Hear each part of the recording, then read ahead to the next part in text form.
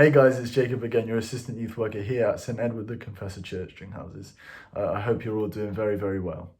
Now for today's video, we are going to be looking at another apologetic argument for the existence of God. We want to prove God logically to those who don't yet know him.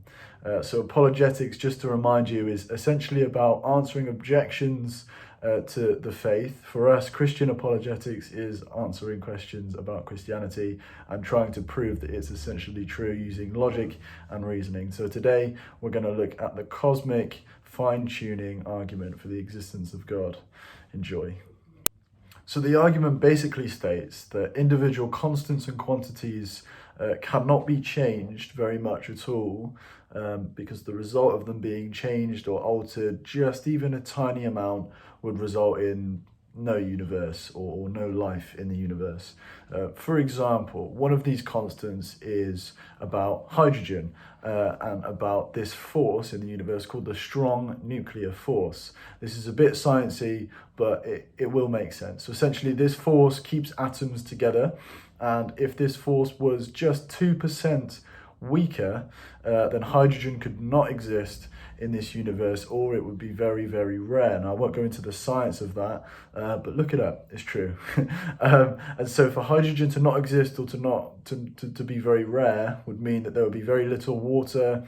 The sun uses lots of hydrogen to burn things, so it would burn up very quickly.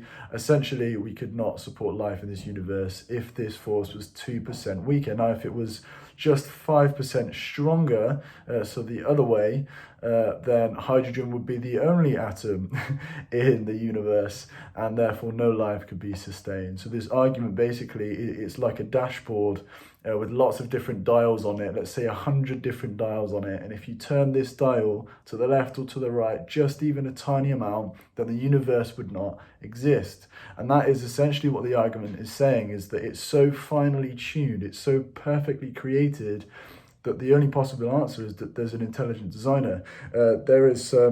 There's another example of this dilemma that we basically see, where the numbers are absolutely incredible. Let me read this for you. And so it's about the expansion of the universe.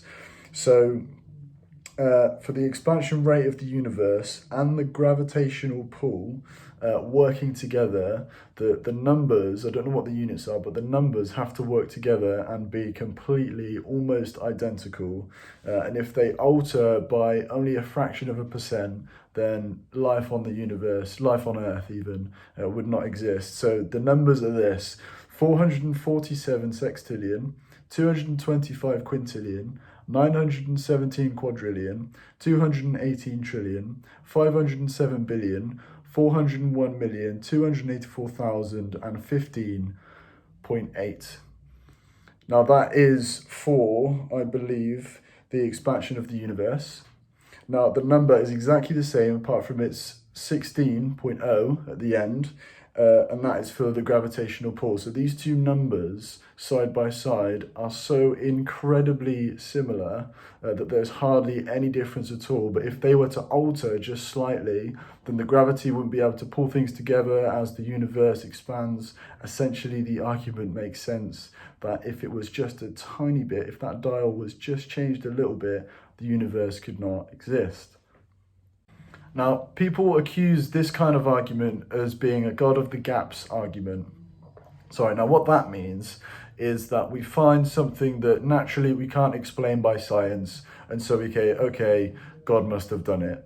That sort of gap in scientific research, we just fill it with God and we say, well, God must exist.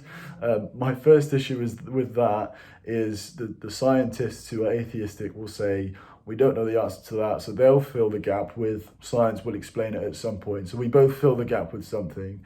But essentially the argument basically is that if you look at the universe and how finely tuned it is just to support life, how everything has to work together so that life can exist basically on this universe, it is absurd.